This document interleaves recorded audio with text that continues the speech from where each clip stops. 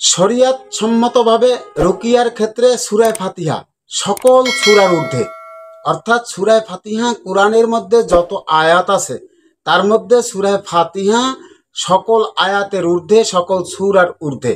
নবী করিম সাল্লাল্লাহু আলাইহি ওয়াসাল্লাম ইরশাদ করেছেন, সূরা ফাতিহা মৃত্যু ব্যতীত সকল রোগের মহা ঔষধ। অর্থাৎ সকল রোগের জন্যই সূরা ফাতিহা পাঠ করা যায়, সূরা ফাতিহার আমল করা যায়, সূরা ফাতিহা পাঠ করে ফু দেওয়া যায়।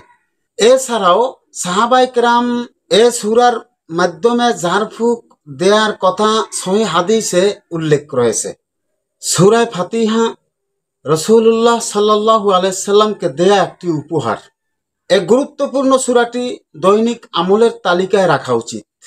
সূরা ফাতিহার মধ্যে যা কিছুই চাওয়া হচ্ছে আল্লাহ পাক রব্বুল আলামিন সবই সূরা ফাতিহার বিনিময়ে তাকে দান করবেন। এজন্য সূরা ফাতিহার আমল আমরা বেশি বেশি পাঠ করব ইনশাআল্লাহ।